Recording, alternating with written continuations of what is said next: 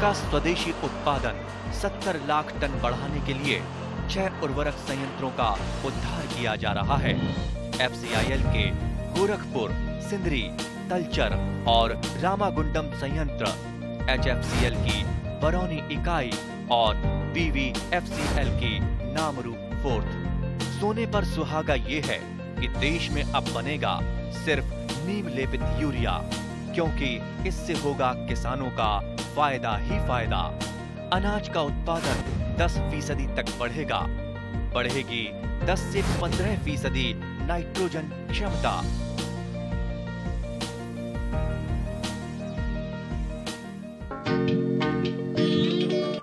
पाँच नং धনशिरी गाँवर प्रगतिशील कृषक श्री टीका प्रसाद सोंगरलाक নতুনকৈ গঢ়ি তোলা চাহ বাগিচাৰ মাজত ৰোপণ কৰিছে পনীয়া ফুলৰ গছ। আমি চাহ বাগিচা চাই দেখিবলৈ পাওঁ পনীয়া সোণৰূপে পৰিচিত হাঁচি গছ বা আগৰ গছ বা অগৰু গছক। আগৰ বা অগৰু গছক স্থানীয় ভাষাত হাঁচি গছ নামেৰে জনা যায়। এই গছবিধ থাই মিলিয়েচি গোত্ৰৰ অন্তৰ্গত। কলা মুগাবৰণীয়া ৰেজিনযুক্ত পৃথিৱীৰ সবাতোকৈ মূল্যৱান এই অগৰু কাঠৰ মুখ্য উৎপাদনকাৰী গছ। এই গছৰ কাঠত প্ৰস্তুত হোৱা আগৰ তেল বা অগৰুৰ সুগন্ধি অন্যান্য আৰু বজাৰত ইয়াৰ ৰপ্তানি মূল্য অতি বেছি কাৰণে ইয়াক পনীয়া সোণ নামেৰেও জনা যায়। গতিকে আহক প্ৰথমে হাঁচি গছ বা অগৰু গছৰ আৰ্থিক গুৰুত্বৰ কথা ৰৌতাৰ ৫ নং ধনশিৰি গাঁৱৰ শ্ৰী টিকা প্ৰসাদ সোংৰলাই কি কয় শুনো। মই প্ৰথমতে আলু খেতি কৰিছিলোঁ। আলু খেতি আমাৰ ভূটানৰ বীজটো কৰি আহি পেলাই আমি 2005-06 চনত TPS পালোঁ। আমাৰ যোৰহাট ইউনিভাৰ্চিটি আৰু আমাৰ ADO ছাৰ উদ্যোগ ডেকা ছাৰে আমাক সহায় কৰি পেলাই আমি TPS খেতি কৰিলোঁ। TPS যথেষ্ট ভাল হৈছিল। 1 বিঘা মাটিত আমাৰ 165 মন লৈ আমি আলু পাইছোঁ। কিন্তু নেক্সট বছৰ আমি খেতি কৰিবলৈ যাওঁতে আমাৰ গোটেই ফাংগাছ লাগি পেলাই আমি ব্লাইট ৰখাব নোৱাৰা হৈ গ'লোঁ। এটা বেয়া দিন আহি গ'ল ৰৌতাৰ কাৰণে। তো আমাৰ গোটেই নষ্ট হৈ গ'ল আলু খেতিটো। তাৰ পৰা লাহে আমাৰ মানে 11-12 চনৰ ভিতৰত আমাৰ সম্পূৰ্ণ আলু খেতিটো নোহোৱা হৈ গ'ল। তাৰপিছতে আমি বিকল্পটো কি ল'ম এতিয়া? খেতি কৰিতো আমি জীয়াই থাকিব লাগে। সেই হিচাপে এতিয়া চাহপাতৰ এটা ঢৌ আহিল। তো এই আলু খেতি কৰা মাটিটোত চাহপাত লগালোঁ। চাহপাত লগাইয়ে আমি আকৌ মাজে মাজে গছ গছনি যে লগাব লাগে তাৰ বিকল্পটো আমি গছ গছনি লগাই দিলোঁ। তো 2001 চনত আমাৰ ৰৌতাৰ ADO মাননীয় উদ্ধৱ চন্দ্ৰ ডেকা ছাৰে এটা আমাক প্ৰশিক্ষণমূলক ভ্ৰমণত নগাঁৱত লৈ গৈছিল। নগাঁও আমবাগান আমাৰ মাননীয় আলী হুছেইন বৰুৱা ফাৰ্মত। তো তাত গৈ আমি দেখিলোঁ আৰু তেখেতে আমাক বুজালে যে আজিৰ যুগত সহজ এটা ৰাস্তাত যদি আমি খেতিয়কে জীয়াই থাকিব বিচাৰোঁ তেনেহ'লে আগৰ খেতি কৰিব লাগে। তো তেওঁৰ সু পৰামৰ্শ মতে মই আহি পেলাই 2001 চনত এইখন বাগানত 500 জোপা আগৰ লগাইছিলোঁ। কিন্তু দুৰ্ভাগ্য আমাৰ এই ৰৌতাত তেনেকুৱা ফাংগাছ নহয়, নাই। আৰু মাল নহয়, মাল বুলি যিটো কয় আমাৰ খাচী গছত যিটো কলা কলা মাল হয় সেইটো ইয়াত আমি পোৱা নাই। কিন্তু এতিয়া আমাৰ এটা সৌভাগ্যৰ দিন আহিছে অসমৰ, যে আমি শুনি আছিলোঁ সোণৰ অসম, কিন্তু এতিয়া সোণ নহয় হীৰাৰ অসম হ'ব। এতিয়া ঔষধ আহিছে। এইটো আমাৰ ঔষধ দি পেলাই এইটো 18 মাহ হৈছে ঔষধ দিয়া। আৰু এইটো মাল, এই কলা কলা যিটো মাল, এইটোৱে মাল। এতিয়া আমি 100% আগৰ গছত আমি 100% আমি আচল আগৰটো আমি পাবলৈ সক্ষম হৈছোঁ। আৰু নতুনকৈ পুলি লগাবলৈ মানে আৰম্ভ কৰিছোঁ। যিহেতু অলপ উৎসাহ বাঢ়িল, মাজতে মনটো খুব ভাঙি গৈছিল। প্ৰায় 200 ডালমান হাজিৰা মানুহ লগাই পেলাই আকৌ বিক্ৰী নহয় বুলি পেলাই গোটেই কাটি খৰি চৰি জ্বলাই দিলোঁ। আৰু এতিয়া প্ৰায় 200 ডাল আছে। তো এতিয়া আমাৰ অসমৰ ৰাইজৰ কাৰণে মই সেইটোৱে ক'ম যে খাচী গছ আমাৰ শিৱসাগৰ যোৰহাটৰ ফালে খাচী গছ বুলি কয় আৰু আমাৰ এইটো অঞ্চলত আগৰ গছ বুলি কয়। আগৰ খেতি কৰক, 100% লাভৱান হওক। আমি যিটো ধান খেতি কৰোঁ, আলু খেতি কৰোঁ, এইবাৰ এই তৰমুজ খেতি কৰিলোঁ, কিন্তু আমাৰ তেনেকুৱা 100% লাভ নাই। আমি লছকানৰ সন্মুখীন হ'ব লাগিব। কিন্তু আগৰ খেতি কৰক, আগৰ খেতি কৰি পেলাই আমাৰ 100% লাভ হ'ব। আৰু ইয়াৰ মাজতে আমি এটা কোম্পানী পালোঁ, ব্লেক ডায়মণ্ড আগৰ উড LLP বুলি। তেওঁলোকে যদি ৰাইজৰ গছবিলাক আছে, তেওঁলোকে সকলো খৰচ তেওঁলোকে বহন কৰে।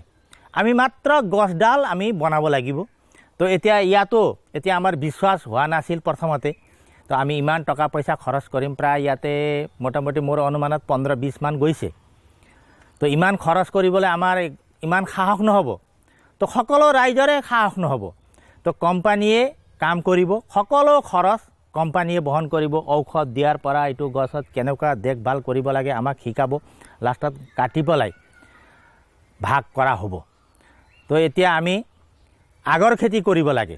যদি নতুনকৈ আমাৰ নতুন সপোন আছে, তেনেহ'লে আগৰ খেতি আমি কৰিব লাগে। আমি 100% লাভ হ'ম। আগৰ বা সাঁচি গছ এবিধ চিৰসেউজ গছ আৰু ই সাধাৰণতে 18 পৰা 20 মিটাৰ ওখ হয়। এই সাঁচি গছৰ কাৰণে জৈৱিক পদাৰ্থ বেছিকৈ থকা, পানী জমা নোহোৱা, বালিচহীয়া, আমলি গুণসম্পন্ন মাটি বেছি উপযোগী। আজিকালি বজাৰত হাইব্ৰিড জাতৰ অগৰু পুলি ওলাইছে। এইবোৰ তামোল বাৰী বা অন্যান্য ফলৰ গছৰ মাজত ৰুব পাৰে। 5 নং ধনশিৰি গাঁৱৰ শ্ৰী টিকা প্ৰসাদ চংৰোলাই অগৰু হোৱা গছৰ লক্ষণসমূহ প্ৰদৰ্শন কৰি এনেদৰে কয়। এতিয়া নতুনকৈ হাইব্ৰিড পুলি ওলাইছে। এইটো আমাৰ হাইব্ৰিড পুলি। এইটো আহাৰ মাহত আমি লগাইছোঁ। এতিয়া এইটো 7 বছৰত ঔষধ দিবলৈ হ'ব। এতিয়া আগত আমি এক চনত লগোৱা এইটো 22 বছৰলৈ আমি ৰখিছোঁ। এতিয়া কিন্তু সেই ৰখিব নালাগে। এতিয়া মাত্ৰ 7 বছৰত তামোল গছৰ পৰা ডাঙৰ হৈ যাব, আমি ঔষধ দিব পাৰিম। 10 বছৰ 11 বছৰ হ'লে আমি কাটিব পাৰিম। তো সকলো ৰাইজক মই এইটোৱে অনুৰোধ কৰোঁ, অসমক যদি সোণৰ অসম যদি আমি সঁচাকৈ বনাব লাগে, তেনেহ'লে আমি আগৰ খেতি কৰিব লাগে। আৰু বিদেশৰ পৰা যিটো ডং, পইচা অহা ডং, আমি বিদেশত চাকৰি কৰিবলৈ যাব নালাগে। মোৰ হিচাপত চাকৰি কৰিবলৈ আমি বিদেশত যাব নালাগে। আপোনাৰ সপোন পূৰণ কৰিবলৈ যিমান সপোন আছে ইমান ডাল পুলি লগাওক। অসমৰ ৰাইজক মই এই অনুৰোধ কৰিম, আৰু বিদেশৰ পইচাটো টানিবলৈ চেষ্টা কৰক। সাঁচি গছৰ খেতি কৰিলে সকলো গছৰ পৰা অগৰু পোৱাৰ নিশ্চয়তা কিন্তু নাথাকে।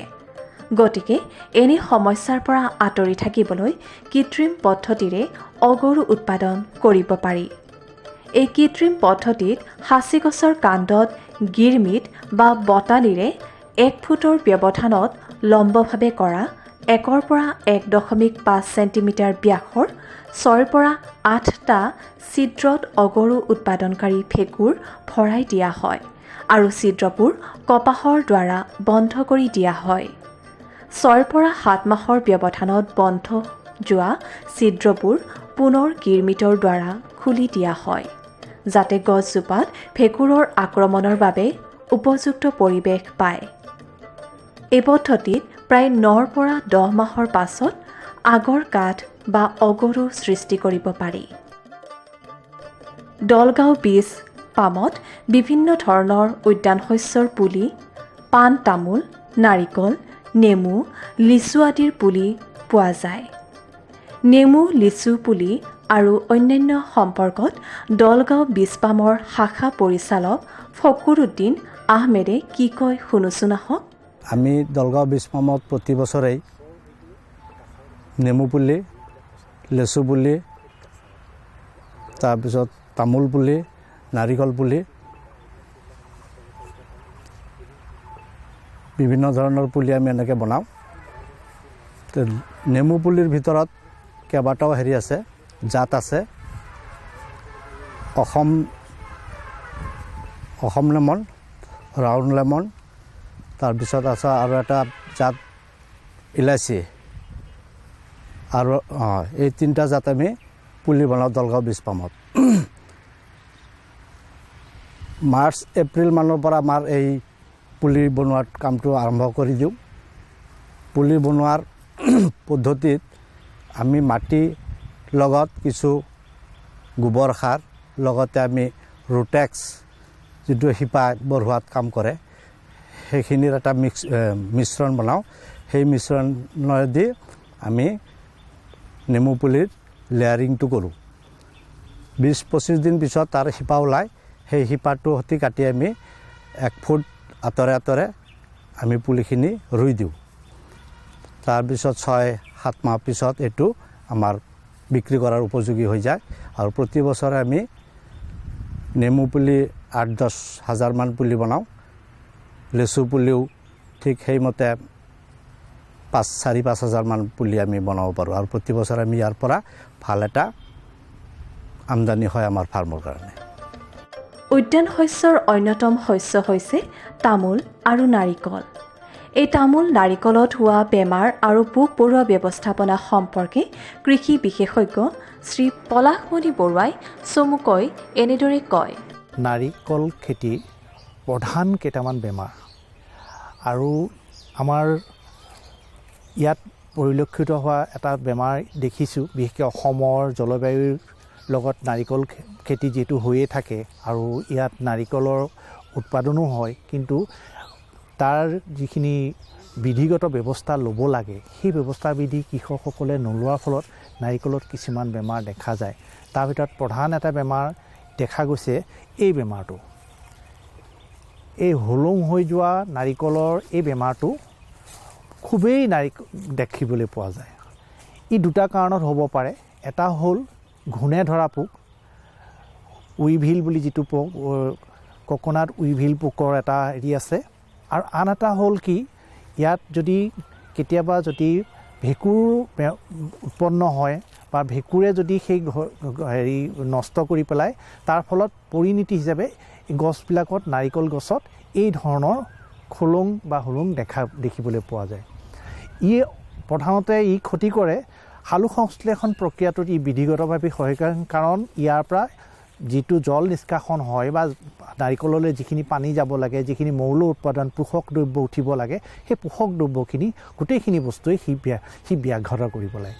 আৰু লাহে লাহে সেই গছজোপা সোপা ঢিলা হৈ পৰে আৰু গছজোপা কেতিয়াবা বতাহ বা বৰষুণত বা ধুমুহাত ভাঙি যোৱাৰ সম্ভাৱনাই খুব বেছি প্ৰকট। গতিকে এই ক্ষেত্ৰত কৃষকসকলে অলপ যদি সাৱধানতা অৱলম্বন কৰে, তেতিয়াহ'লে দেখা পোৱা যাব যে এই বেমাৰবিলাকৰ পৰা বা এই পোকৰ আক্ৰমণৰ পৰা ৰক্ষা পাব পাৰি। এতিয়া কথা হ'ল কি, যেতিয়া এই ধৰণৰ ঘটনাবিলাক ঘটিছে বা হৈ আছে, তেতিয়াহ'লে কৃষকে কি ব্যৱস্থা গ্ৰহণ কৰিব? এই ক্ষেত্ৰত আমি ক'ব খোজোঁ যে এনেকুৱা ধৰণৰ হুলুং যদি তেওঁলোকে দেখে বা যা হৈ আছে বা হৈছে বা ঘটি গৈছে, তেনেকুৱা ঘটনাবিলাকত তেওঁ প্ৰথমতে সেই হুলুংটো তাক পৰিপূৰ্ণতাৰভাৱে তাক পূৰ্ণতা কৰিব লাগে, যাতে সেই হুলুং হৈ নাথাকে, নহ'লে তাত অন্য বেমাৰ বা ৰোগে আক্ৰমণ কৰিব পাৰে। গতিকে সেই ক্ষেত্ৰত আমি ক'ব খোজোঁ যে প্ৰথমতে সেই ব্যৱস্থাপনাটোলৈ মই আহিব খুজিছোঁ আৰু অনুকীয়াকৈ খুজিছোঁ, ইয়াত অতিকে ভাল ঔষধ হিচাপে যদি ব্যৱহাৰ কৰিব পাৰি, তেতিয়াহ'লে বৰ্ডৰ মিক্সাৰ যিটো মলম পেষ্ট বুলি যিটো কোৱা হয়, সেই বৰ্ডৰ মিক্সাৰ পেষ্টটো ইয়াত ব্যৱহাৰ কৰিব লাগে। এতিয়া কি এই পেষ্টটো কেনেকৈ বনাব, মই ইয়াতে অনুকীয়াকৈ খুজিছোঁ যে 100 গ্ৰাম টুটীয়া, 100 গ্ৰাম চূণ আৰু 1 লিটাৰ পানী। তেতিয়া দেখিব ই মলম আকৃতিলে টুটীয়া যিটো বৰ্ডাৰ্ছ মিক্সাৰ যিটো মিশ্ৰণ আছে, সেইটো মলমলৈ ৰূপান্তৰিত হ'ব।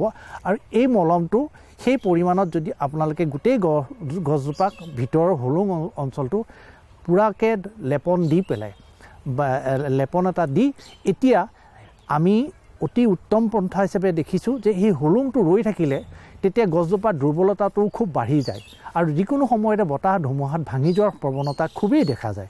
গতিকে সেই ক্ষেত্ৰত আমি উপদেশ দিম যে চিমেণ্ট, বালি, শিল এটা সৰু হেৰি কৰি লেয়াৰ বনাই ভালকৈ বনাই মিশ্ৰণ এটা কৰি সেই হোলোংবিলাক যদি ফিল আপ কৰি দিয়া যায় পূৰ্ণতা কৰি দিয়া যায় তেতিয়াহ'লে গছজোপাৰ স্থিৰতাটো বাঢ়িব গছজোপাৰ দৃঢ়তাটো বৃদ্ধি হ'ব গতিকে এই এটা কথা যে এই বস্তুখিনি অলপ কৃষক ৰাইজে আগৰ পৰাই যদি দেখিলেহেঁতেন তেতিয়াহ'লে পোকৰ বেমাৰটো কিছু পৰিমাণে হয়তো আগতে পৰিলক্ষিত হ'লহেঁতেন কেতিয়াবা এই হোলোংটো পোকেও কৰে গতিকে মই এই যে ঘূণে খোৱা পোক বুলি যিটো কোৱা হয় এই পোকৰ ক্ষেত্ৰত আজিকালি নতুন নতুন ঔষধ আহিছে তথাপিতো মই ভাবোঁ যে এই ঔষধবিলাক প্ৰয়োগৰ আগতে মেক্সিমাম ক্ষেত্ৰত দেখা যায় যদি নিম তেল নিমৰ জাতীয় ঔষধ যদি নিমজাতীয় ঔষধ যদি ব্যৱহাৰ কৰা যায় তেনেহ'লে কৃষকে খুব সোনকালে তাৰ ফল ভোগ কৰিব পাৰিব আৰু এটা বস্তু মই ক'ব খুজিছোঁ যে এতিয়া যিবিলাক কীটনাশক ঔষধ বৰ্তমান বজাৰত আহিছে তাৰে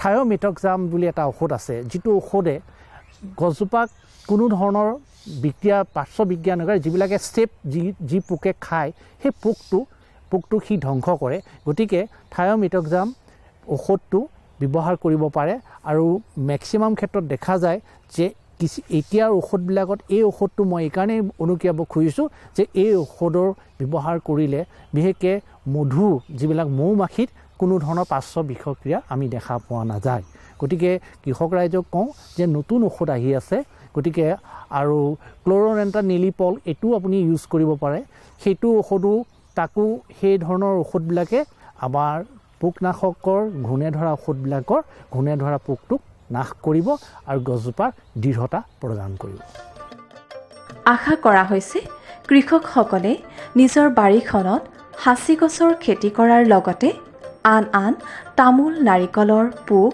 বেমাৰৰ ব্যৱস্থাপনা কৰিলে নিশ্চয় উপকৃত হ'ব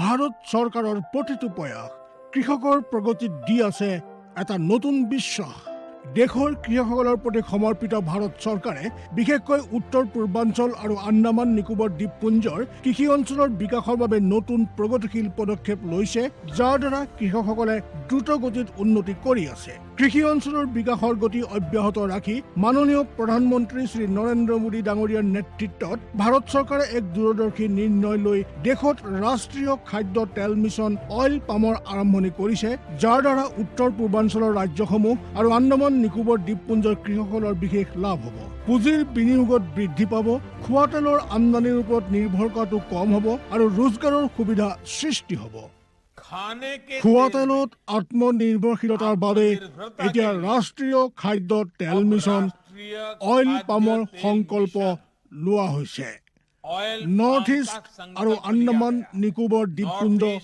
এনেকুৱা অঞ্চল য'ত সহজে পামৰ খেতি কৰিব পৰা যায় পাম অইলৰ উৎপাদন হ'ব পাৰে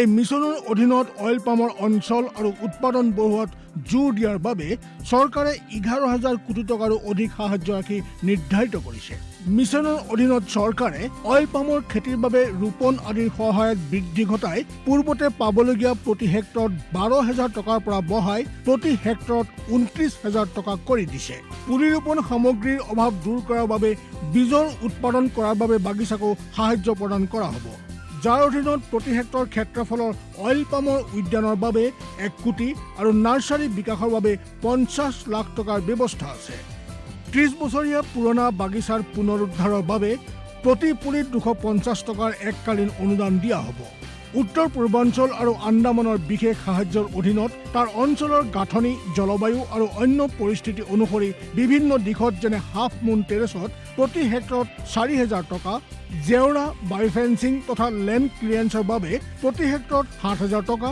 আৰু একত্ৰিত খেতিৰ বাবে প্ৰতি হেক্টৰত 10,000 টকাৰ ব্যৱস্থা আছে প্ৰাৰম্ভিক 4 বছৰৰ সময়ত ৰক্ষণাবেক্ষণ আৰু অন্তৰ ফচলৰ বাবে প্ৰতি হেক্টৰত 50,000 টকাৰ ব্যৱস্থা আছে কৃষকৰ বাবে ৰোজগাৰৰ সুবিধা সৃষ্টি কৰা আৰু উদ্যোগসমূহক উদগনি জনোৱাৰ বাবে 5 মেট্ৰিক টন প্ৰতি ঘণ্টা ক্ষমতাযুক্ত নতুন পাম অইল মিছনৰ প্ৰতি গোটৰ বাবে 5 কোটি টকালৈকে অনুদানৰ ব্যৱস্থা আছে আৰু ক্ষমতাত বৃদ্ধি পালে অতিৰিক্ত ধনৰাশিৰো বিকল্প আছে আমাৰ দৰে কৃষকৰ অইল পাম মিছনৰ পৰা বহুত আশা আছে আমাৰ লাগিছে এই যোজনা আমাৰ বাবে লাভজনক হ'ব আৰু ইয়াৰ দ্বাৰা আমাৰ উপাৰ্জনো বাঢ়িব অইল পামৰ কৃষকসকলে সতেজ ফলৰ থোক অৰ্থাৎ FFBৰ উৎপাদন কৰে, যাৰ বৰ্তমান মূল্য আন্তঃৰাষ্ট্ৰীয় মূল্যত হোৱা উঠানামাৰ আধাৰত নিৰ্ণয় লোৱা হয়। প্ৰথমবাৰ কেন্দ্ৰীয় চৰকাৰে সতেজ ফলৰ থোকৰ মূল্যৰ বাবে কৃষকসকলক আশ্বাস দিছে।